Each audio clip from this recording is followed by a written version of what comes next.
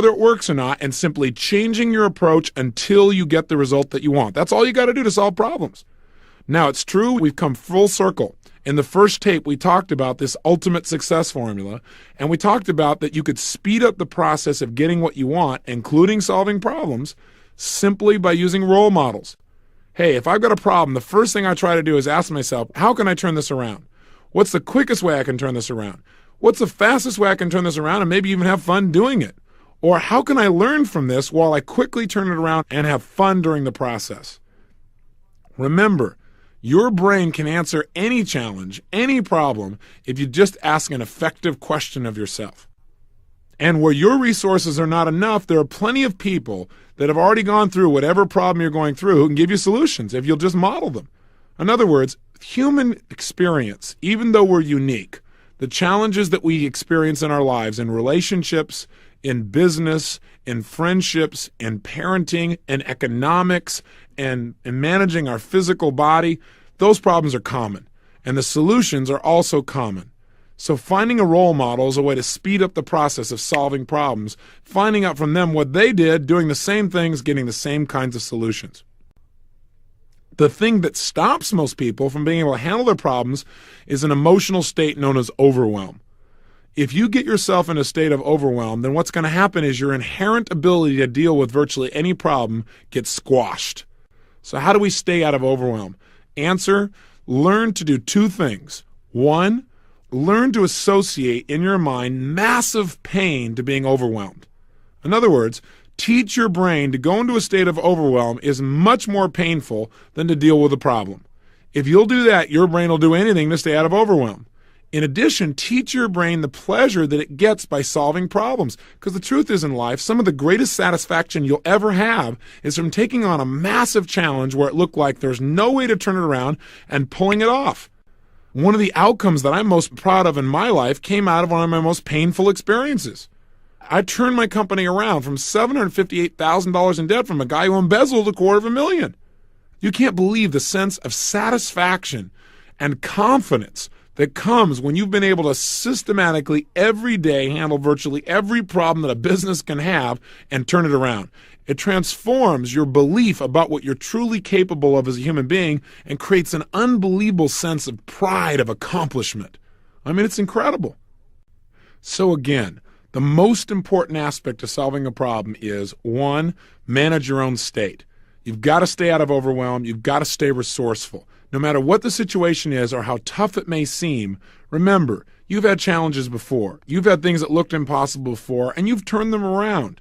So be willing to trust yourself, to have faith that you can find a way, but the way is not going to be found by you giving up or by you becoming overwhelmed.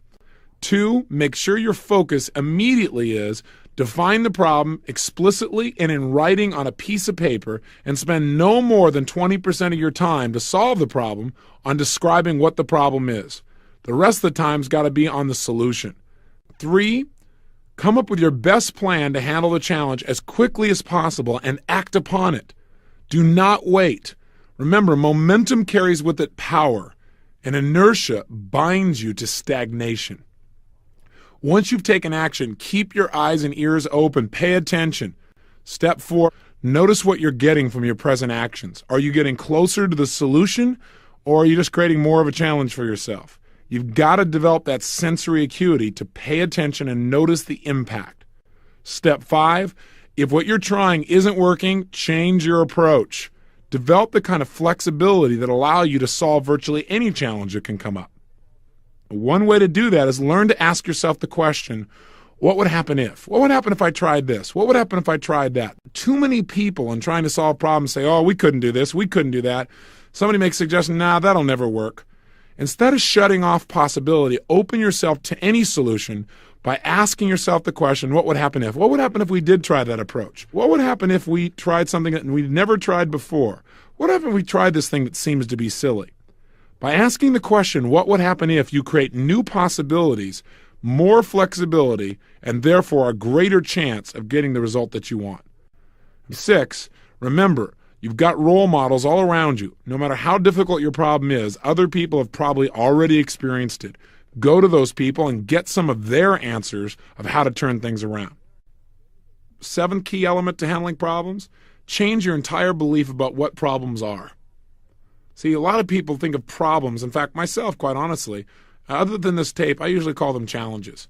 I call them problems here to hook you, to grab you, because so many people look at them as problems. For me, my immediate reframe to virtually anything that happens is this is a challenge, and I love a challenge.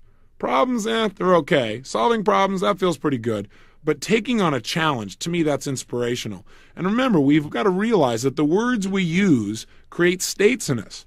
So you might want to change problems to challenges for yourself and just realize that's what they really are. They're an opportunity for you to expand and grow. I have to tell you that in my life, I'd heard people growing up say things at times like, well, this challenge will really help you to grow. And I thought, yeah, sure, big deal. But in reality, as I look at the most difficult situations in my life, the biggest quote-unquote problems, the biggest challenges have caused me to grow the most. Out of necessity, they have helped me to create the level of skill and ability that have shaped my life well beyond anything that I would have dreamed of before. In fact, a friend shared with me years ago a metaphor about problems that really changed my view of them so that they weren't something to avoid, but rather than something to take advantage of when they came up. He took out a piece of paper one time and drew a little tiny X in the middle of it. And he said, this is you. This is you as a being. And then he drew a circle around it. He said, you see this circle? And it took up maybe a third of the page. I said, yeah. He said, this represents your influence. He said, anything that fits within this circle represents the things that you can easily handle in your life. Things like maybe balancing your checkbook, managing some of the people in your office, getting yourself to follow through on simple tasks. He said, now, take a look at this. Everything outside the circle represents all the things that you have not learned to master yet, the things that aren't within your range of comfort to be able to deal with. He said, and for some people, maybe for you, balancing your checkbook is actually outside your circle. He said, but here's the bottom line. He said, what happens in life is you're just floating along, and all of a sudden, just outside your circle here, just slightly outside, maybe an inch out, whammo, comes in one of these big giant X's called a problem. And he said, what happens is, it smacks the side of your circle and wakes you up a little bit. And your brain says, I got to go deal with this. So you rush out to the edge of that circle to deal with this quote-unquote problem, but then you hit the edge of your circle. You hit your outer limits, the limits of your comfort zone. And he said, what happens is most people retreat. It's pretty uncomfortable being out on the edge like that. So they smack against their own barriers and they come right back inside again. And they try and pretend that it's not there. But the problem is, if you leave that problem out there, you know what happens? Within a very short period of time, on the other side of your circle, bam, there's another one of those problems. Maybe not the exact same thing, but one of a similar type and quality. Have you ever noticed that? It's like if you don't handle one, all of a sudden another one pops up. And sure enough, what happens? You run out to the edge of the circle, you hit the edge of your present ability or your present comfort level, and you get a little scared and you pull back. What happens? You still haven't handled that problem, so whammo, another edge of your circle, there's another one that shows up.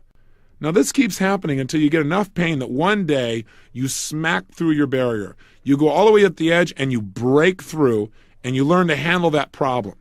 Well, when that occurs, and as he drew it on the piece of paper, it was an interesting metaphor. He said, now take a look what's happened. You've extended the edge of your influence, of your ability to deal with things in life. And when you've extended out this additional inch, he said, watch what happens. Your whole circle, your whole beingness gets larger. He demonstrated for me in his drawing what he meant. He drew a line from the center of the circle, breaking through the edge of the circle out to one of those little problems. And now once it was handled, he said, the whole circle gets bigger. Now that situation that used to be beyond your limits is within your reach. In other words, you're bigger, you're better, and you're not only able to deal with this problem, but anything now that was an inch beyond your reach is also within your reach. You're able to deal with it as well. And he said, as soon as you're feeling really good about that, guess what happens? And I said, what? He said, another bam hits you, and there's another problem about 2 inches outside of your circle. And he said, if you don't deal with it, pretty soon, bam, another one. He said, but eventually you break through, you handle that problem, and your circle expands. He said, that is the purpose of living. The purpose of your being is to expand. And he said, the purpose of problems is to cause you to expand. Without them, you'd stay where you are. In fact, he told me that in its original root, the word problem actually means to throw forth. Now think about that, to throw forth. What does that imply? It implies that you and I throw forth the very problems that we experience in our life. Is it really possible we throw those things out there so we'll continually expand and grow? Hey, I don't know if this is really true, but it might be a fun and useful way of looking at problems, where now you say, hey, I threw this thing out here so I can expand and grow like crazy, so I can deal with more, so I can become more as a human being. I think it's a more useful way of looking at problems rather than thinking in life that you're going to solve your problems and then someday there won't be any. I don't care who you are, what's happening, there are going to be more because their purpose in life is to cause us to grow. And if we're not growing, we're not going to be happy anyway. So let me offer you one final thing in this tape, and it's maybe the best element of the things we've talked about thus far, and that is this. We've talked about the fact that what we focus on is what we get, and that questions, the quality of the questions we ask ourselves, basically determines the quality of our life. A long time ago, I realized that problems were going to be coming up on an ongoing basis if I was going to deal with a large number of people and expect to do a lot in my life. So I decided to develop a series of questions that I could use to take myself from feeling like I had a problem that was overwhelming me into a place of creating solutions. So I developed 5 questions, and I call them my problem-solving questions. And you might want to jot these down, even stop the tape one after another, and make sure you get them down in your notes. By applying these 5 questions, for myself at least, I've been able to deal with things that used to absolutely devastate me and actually turn them around into something that I really began to enjoy. And presenting to you these 5 problem-solving questions, I want you to know they can work for really big problems or for small ones. One thing that's important to remember is this. Small problems seem big very often, don't they? So dealing with the size of a problem doesn't matter. This system will work for anything. Let me give you a simple example. I remember one time I came back from a seminar tour where I'd done approximately 25 seminars in about 27, 28 days. And to say the least, I was a bit physically burnt out. And I came back and I felt like I'd not really had any space or time. And I don't know if you've ever been in that place, but that's where I was. And I came home and found 100 messages, just under 100 to be accurate, that I personally was supposed to respond to. That was not all the hundreds of calls that had come in that other people had handled for me. These were people that had to speak to me personally. Now, you talk about stress. When I saw this list and thought, I'm only going to be home for about 48 hours, and this is what I got to do on top of everything else, I went nuts. I started to feel angry inside. Why? I asked myself lousy questions. Questions like, how come I have to do this? How come I never have any space? I don't have any time at all. Pretty soon whipped myself into a real good frenzy. Now, the bottom line is, I realized that's not going to support my life. Fortunately, though, now I have a system for dealing with it. And anytime I start to get upset, anytime I start to get hooked by a problem, these are the 5 questions I ask. Question number 1, what's great about this? Well, my first response is nothing. So then I modify the question and say, well, what could be great about this? And what I do is make myself answer the question. I said, well, what could be great about this? And I thought, well, what could be great is, if I really think about it, 3 or 4 or 5 years ago, I probably would have begged to have people like this calling and wanting to talk to me personally, especially 100. I mean, my gosh, these are movers and shakers, and they got to talk to me and nobody else. They need decisions from me that can make a major difference. That's pretty darn exciting. That began to change my state immediately. My second question that I ask is, what's not perfect yet? Now take a good listen to that. What's not perfect yet? Remember we talked about presuppositions earlier when we talked about questions? What does that question presuppose? The answer is pretty simple. It presupposes that it's going to be perfect. That's kind of nice, isn't it? Isn't that different than what's the problem? It changes your state immediately. So I said, what's not perfect yet? My answer was, well, what's not perfect yet is, even though I've got all these great people calling me, I don't have quite enough time for my own personal life. Third question, what am I willing to do to make it the way I want it? Again, what am I willing to do to make it the way I want it? Now again, listen to the presupposition here. What am I willing to do to make it the way I want it presupposes that I'm, 1, willing to do something about it, and that I can. Those are pretty good ways to look at the world.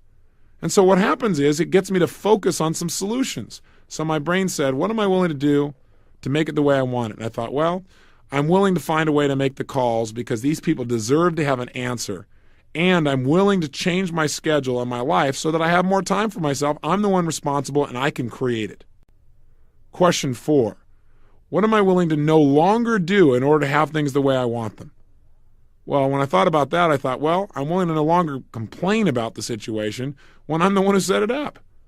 I'm willing to no longer put myself in a position where I have to answer all of these calls. I'm going to develop a different strategy where more of these people can be handled by someone else. And finally, the fifth question, probably the most important one out of the list. How can I do what's necessary to get this job done and enjoy the process? Critical question.